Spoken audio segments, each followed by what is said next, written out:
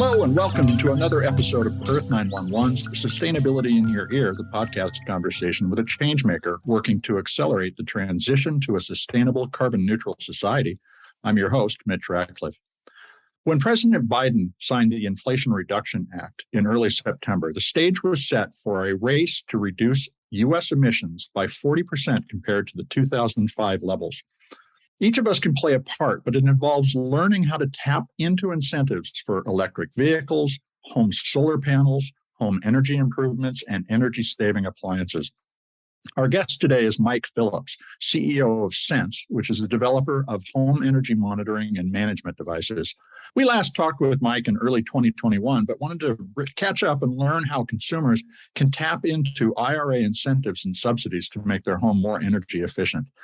The $299 Sense monitor tracks how much energy is consumed by appliances, water heaters, furnaces, air conditioners, and other devices in the home.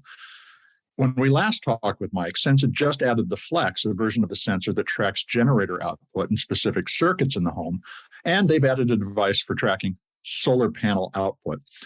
Like the Sense devices that focus on specialized uses, planning to reduce your energy carbon footprint requires thinking about your needs, understanding your local utilities incentive programs, and the potential tax credits for energy-efficient appliances and EVs unlocked by the Inflation Reduction Act. You can learn more about Sense at sense.com. That's sense.com. Welcome back to the show, Mike. How are you doing today? Great. Great to be back with you. Well, a pleasure to do so. I wanted to start off with a very general question. The Inflation Reduction Act, about $369 billion in funding, isn't anything close to what the Green New Deal imagined, but it's clearly poised to make some significant changes. How do you see it changing the economics of home power management, of what a consumer can do to change the carbon footprint of their home? So look, we've already been on a very good path of, utilities are looking to decarbonize. There's the overall kind of view among consumers and others is just the need to get homes to be more efficient, more electrified. So all the trends have been in the right direction that we've been plugged into. And now having this extra impetus from the government is actually super helpful. So I think the overall view is helping to make things that are already getting to market, but have happen faster and in better, more holistic ways. It's just great.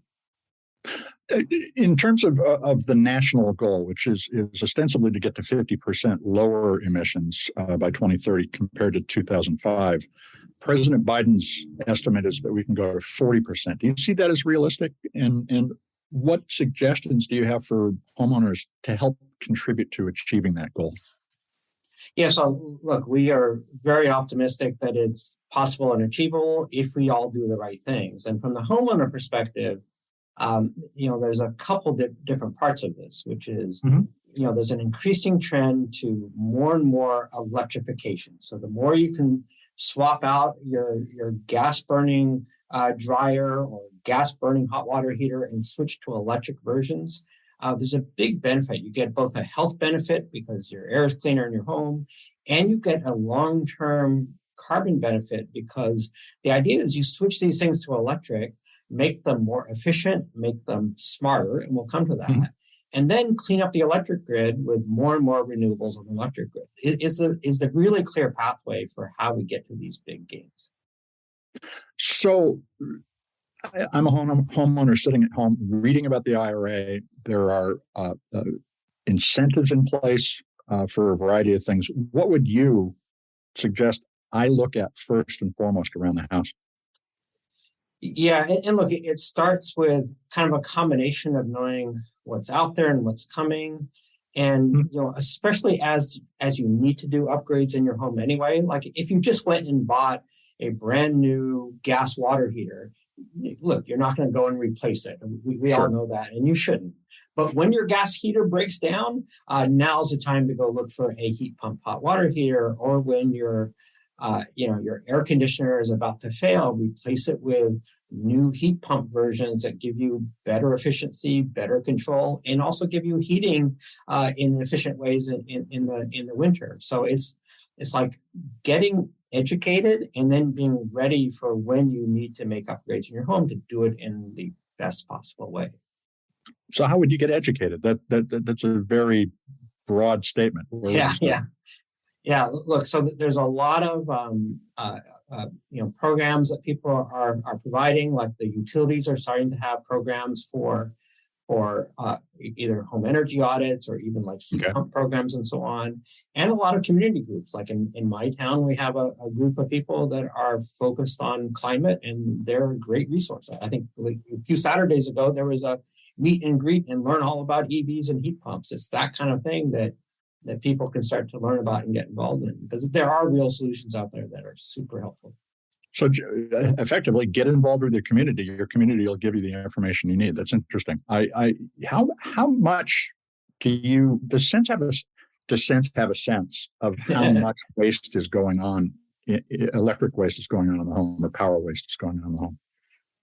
Yeah, it is pretty significant. It varies by home. I mean, let me give you a couple of stats. Like one thing we know from both our data and national data is like 23% of electricity use in residential goes to things that you think are off.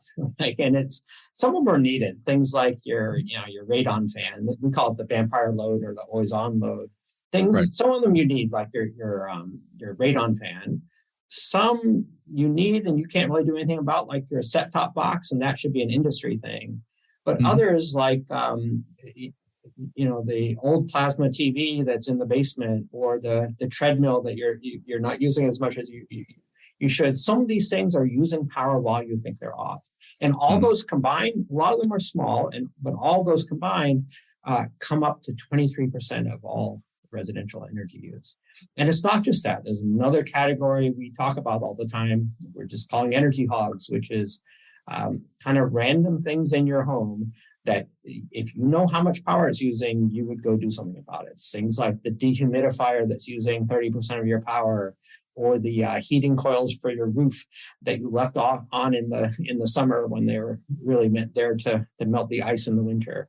So there's not a single version of that, but in every home, there's usually 2 or 3 things like that and this is where our role is, to try to provide people visibility and help them track those things down. Well, tell us about the Sense phone app, because that really, to me, is the portal to insight into how you're using the energy in the home. Can it identify something that is an energy hog, for instance? Yes, certainly with interaction with users. Let me just back up. So, sure. Most people want to be able to manage their energy and save money in their homes, or just avoiding being wasteful. But it's really hard for electricity, right? If you had water leaking in your basement, you'd know about it and you'd go do something about it. But it's really hard to know where electricity or energy use is going in your home. And things like lighting, that's the first thing everyone thinks about. But it turns out if you have modern lights, LED lights and CFL lights, that's no longer an issue. So giving people visibility to where the real issues are, it has been what our goal is. And we do it with a little consumer product. It goes inside the electrical panel, measures the power in a super detailed way, and then uses this really crazy high resolution data to figure out that the microwave just turned on and the toaster is on using this amount of power. And we do it all based on energy signatures of those things. So instead of having to go and put a measurement on these different devices, we measure the power, like I say, in this very detailed way, and use that to help consumers know where energy is being used in their homes, all in a mobile app that they can use. So the energy signature, that's interesting. I hadn't really thought about the fact that the blender and a microwave would have a different electric footprint or fingerprint. If I were to plug a new device into the home, would Sense be able to say there's something new and it's likely this kind of a thing? Yes, that's what we're doing. A couple caveats: it can't do it perfectly. This is a really hard technical problem.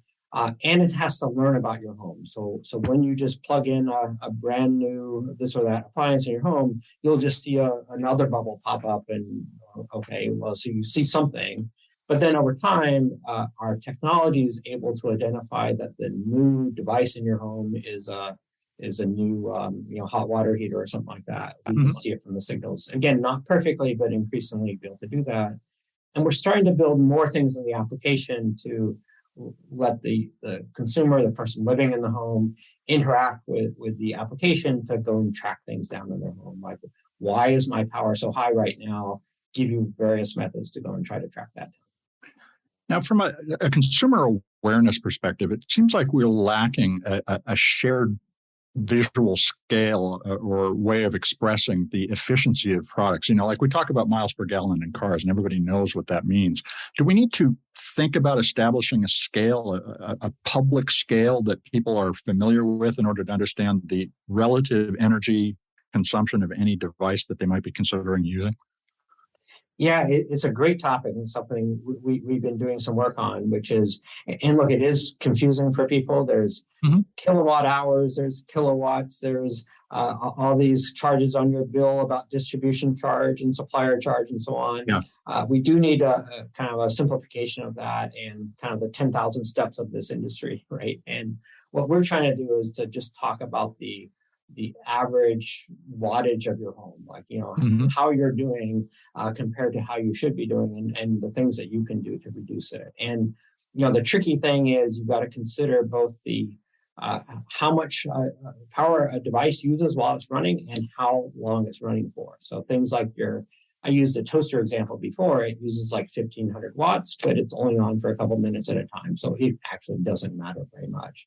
Versus like your set-top box or your treadmill. One better example, like your treadmill might be keeping itself on ready for you to exercise, and it might be using 50 watts. Okay, sounds like a lot less than the toaster, but if it's using that 50 watts all the time, it's a much bigger contributor to what's happening. So anyway, helping people with that visibility and mindset about this is how much this is using while it's doing whatever it's doing, and how long a portion of the data that's happening is what contributes. Now, have you looked at allowing people to publish and share their performance so that we can create some kind of a socially activated approach to saying, I'm getting greener, and I would like to encourage other people to do the same. And I actually have an example of this. My mother's retirement community publishes their gas use. Yeah. So that everybody can see what they're doing. It really seems to make each of the neighbors aware. Is that something you've considered, or do you feel like that consumers would find that an invasion of their privacy? Well, it's certainly important to be super careful about consumer privacy. So, we don't share data without consumers' permission and buy-in. So, that's a really important thing. But to the extent that people want to share how their house is doing and where they've seen gains, that's absolutely makes a lot of sense. We do have a bit of a community already, but it's kind of the tech early adopters. What we're really interested in, and we should talk about more as we're talking here, is how this gets rolled out into everyone's homes. And it can, and I think as this becomes more broad-based, rolling out into everyone's homes, so there are utility meters, which is the path, how do we then set up within communities where everyone has this kind of capability where they can see in detail, gets good data about their home. How do we share the information back and forth and learnings about how to make your home better from an energy perspective? Well, I read that in addition to the funding that you recently raised, you're going to help distribute 107 million Revelo grid sensing power meters. Are those a key to surfacing that kind of information that you were just talking about? Yeah, and first of all, the number is 1.7 million. I'm sorry. 107 is an awfully large number. So someday, perhaps, but for now, the number we're talking about is 1.7 million have been committed so far. But let me just step back. The product that we've had in market is a consumer retrofit product. So people buy our little orange box, we call it. They can buy it from Amazon. They can buy it from our website. They get it installed on their own in their panel. So that's fine. That's a very good thing. We also work with Schneider Electric, who's building this into future electrical panels. So that's also how this gets into new construction and so on.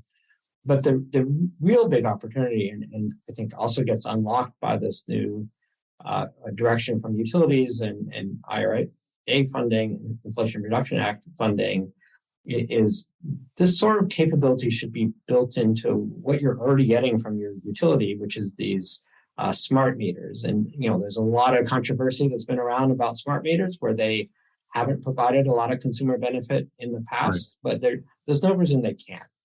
Just like smartphones now can run all sorts of applications like Google Maps and all these other things that people use in their daily lives. Meters should start to be able to have this kind of consumer benefits by having enough access to data and applications so that just with the meter on your house, you can now see in real time how much energy your treadmill is using. Is that kind of thing that we're bringing to market through this partnership we have with one of the utility meter makers named Landis & Gyr, and that's that Rebello meter you just mentioned. That is coming to market. And we also think that lets us go beyond just the early adopters who are willing to buy one of these and put it in their electrical panel to the broad base of consumers. And we think actually a lot of opportunities will be there then for people that have where energy consumption is a bigger part of their monthly bill and our monthly budget, and they really want to do something about it. So we want to help enable this broader set of consumers to get the benefits. Fascinating. I want to take a quick commercial break. We're going to be right back to continue the conversation with Mike Phillips.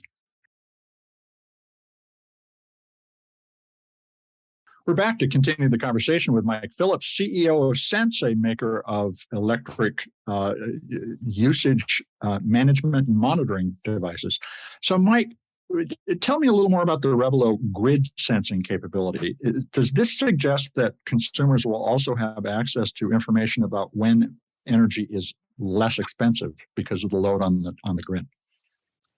Yeah, so one thing that utilities are doing is helping encourage consumers to use energy at times that the energy is more plentiful and less of a strain on the grid, and that's done through a variety of things like time of use rates or special programs for EVs and so on. Mm-hmm. So providing kind of a real-time view for consumers around what is the energy cost right now and how can I shift my usage to find better times to charge my car or run my dishwasher or whatnot is one of the benefits we're providing. Do you see already some change in the pattern of usage? Is there a different peak time now that folks are beginning to charge EVs, for instance, which have a very heavy energy requirement? Yeah, so look, this overall topic about as there's more and more electrification, as we were talking about EVs, heat pumps, and so on, and more renewables on the grid, is just becoming increasingly important to better match the time of when energy gets used to when there's plentiful solar and wind resources available and when the peak demand on the grid is the least. So people are already getting aware of that, and people are already on their own shifting their time of charging cars and so on. But look, over time, we think that there should just be, the consumer would be using an application that says, look, I don't care when my car gets charged, just make sure it goes far enough tomorrow. Right. So you get home, you plug it in, and instead of charging right now, just make sure it goes far enough tomorrow. That's where the long-term big opportunities are in our view. So how does Sense play in that environment? Do you become the interface that allows that kind of smart management of when devices are using energy?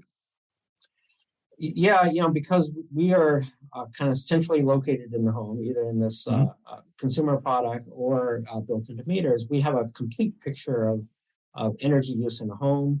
We know when you plugged in an EV. We know that you have this or that type of device. So we become in a good position to help consumers and utilities manage when energy gets used. And it's not just, it's partly based on solar usage and supply and so on, but it's also based on just the resilience and strain on the grid. If everyone gets home in a given neighborhood and plugs in their cars at the same time, the utility would have to spend a lot of money to upgrade the infrastructure, and right. Pay that money, by the way. And if we instead make these things smarter and have data and intelligence and the ability to influence when energy is being used, we go way farther down the path of this electrification and use of renewables without having to make major infrastructure changes. Now, when you look at the Inflation Reduction Act and things like the $4.5 billion that they've allocated to drive subsidies for efficient appliances, how has the consumer's range of choices in terms of their ability to reduce their footprint changed over the last 6 months as a result of the bill? Are we about to enter a golden age of appliance shopping? Yeah, I mean, some things where we already know where the benefits are. Things like heating your home with a heat pump instead of a gas furnace or an oil furnace in your basement. There's a lot of benefits there, and the money going into the Inflation Reduction Act will help make those very economically advantageous for the consumer. So you get the triple win of not only making your home healthier because you're not burning stuff in your home, helping with climate because these are lower carbon approaches, but you'll get an economic advantage with these new incentives for replacing your furnace with a heat pump or your dryer with a heat pump dryer and so on. And again, it's probably not the case that everyone who just bought a brand new version of these should go out and rip it out and put in a new one. But being aware of the programs so that when you need to do an upgrade, you're in good shape to do the right one. And these incentives are going to be in place for at least a decade in some cases. Does this really create a new impetus for efficient appliance design? Do you see a conversation going on in the industry about the fact that there's a new set of expectations? Yeah, absolutely. I mean, I keep using this example of heat pumps, but it's a really good one, which is, the thing that some of your listeners may not know, and probably many of them do, is like an air conditioner, like already, transfers heat in one direction or the other, right? It's not that hard to turn it into a heat pump that can either heat or cool. So instead of buying an air conditioner that just does air conditioning, you can now get these ductless mini splits that do both air conditioning and heating.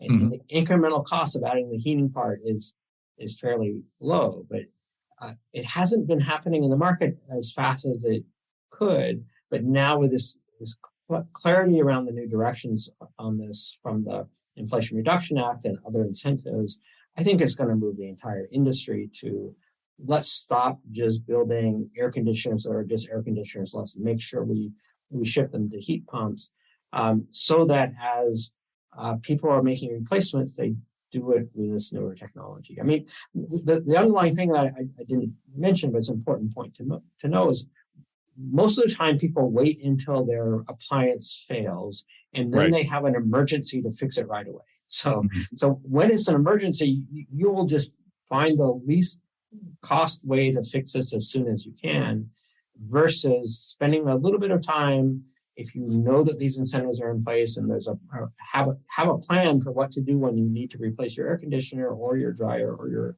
hot water heater and so on. Having a plan ahead of time is what's going to allow people to make use of the programs and incentives that are out there. So I think this overlay is just going to cause the entire industry to shift in that direction. Now, in terms of making that plan, there are a few guides available that consumers can turn to. One is looking for the Environmental Protection Agency's Energy Star logo on an appliance that indicates it's low energy, and the other is there's the Department of Energy's energy usage labeling. How do you suggest somebody review their options? What are the important factors to be looking for when making that plan about your future appliances or furnace upgrades or otherwise?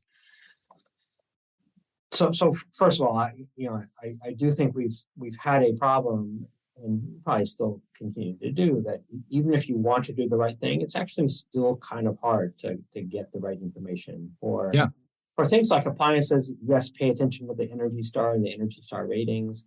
So I think for those, there's been success cases everyone knows about. Light bulbs to get CFLs and LEDs. I think that's pretty well understood. There's been a lot of push towards refrigerators. Refrigerators are pretty good these days. So there's success cases there. But these other ones that I'm telling you about, like heat pumps and heat pump dryers and so on, I think it's still pretty obscure for most consumers to know how to navigate that. And the heating and cooling of your home is especially complicated because there's a interrelationship between the insulation, your windows, and the equipment you have. So I think probably the best advice for individuals is you got to get someone involved from an energy audit or HVAC expert to help you navigate that. I think for a refrigerator, you can navigate it on your own. To upgrade your heating and cooling of your home, there still needs to be expertise involved. But trying to find the contractors that are plugged into the modern programs and how best to insulate and then switch to modern heating and cooling is the right thing to do. Does Sense make any of that kind of information available? Is it something you've considered doing, is to help people connect with those potential expert advisors? It's certainly something we are considering, especially as we roll out on these meters, as I mentioned, where we're in the broad set of consumers' homes to help link people to either programs from the utilities, because we are working with the utilities on those, and then starting to work with the network of contractors and solar installers and so on to help people make the right decisions about their homes. Go ahead. No, the thing I was going to ask is the other major change that I see, and I've got an EV now for 3.5 years, is the pattern of charging around EVs. But I wanted to ask an IRA-related question. One of the elements of the IRA was an emphasis on American-made EVs. It's where it's the most explicit in the law in terms of we're going to give you subsidies if this car is manufactured in the United States. Do you think that that's what we need to be emphasizing right now, or should we simply be trying to drive the adoption of EVs regardless of where they're manufactured? Well, look, obviously there's multiple factors as you mentioned. I think first of all the trend towards EVs and the adoption of EVs is clear and accelerating, and many benefits both to the consumers and costs and the environmental impacts for sure. Putting in the overlay of American made is another important part, and it's somewhat interrelated, but not directly. But I think that the industry is going to respond in positive, good ways to give us both the access and the efficiency that we need from the EV world, while navigating the other constraints. And the other element of EV charging is the concern that you won't be able to charge your car when you're away from home. Although the Department of Transportation, the week that we're talking, just approved its 75,000 miles of highway coverage plan for EV charging. Is the foundation of the EV infrastructure really the home charging unit? Is that where people should be thinking about plugging in? Yeah, so it's a very interesting mix, which is most EV charging happens at home or at work, and I think there's the people that have EVs. So I have 2 EVs in our family. Also, once you have one, you realize you charge all the time at home, and every morning you start with a full tank, basically, if not the equivalent. So that the need for public charging is the first thing on your mind, but then you realize, except for when you're making a long trip, or there's obviously another issue, which is people that live in apartments or other places where they cannot charge at home or at work, then the public charging is super important. And I think there is a little bit of an overlay here where if you think that EVs are going to work just like gas cars, where the model is you go someplace and you fill it up, then you get focused on charging infrastructure. But as soon as you realize that, no, you can just charge these things when the car is parked. And as long as there's access to that, you don't even think about it anymore. So look, I think from an overall energy, mainly where EVs are charging, it's at home or at work. And that's where we are focusing a lot of our time to help make that happen in a smarter way that uses more renewables and so on. but with all that said, I think there also is, we have to handle the case of people that live in apartments, and we got to handle the case when you're going long trips. So I think both are needed, but it seems like there's more emphasis on the public charging, and people should also recognize that most of the charging happens at home. The last question I want to ask is how do you imagine the energy environment in which people are making these decisions, say 10 years from now?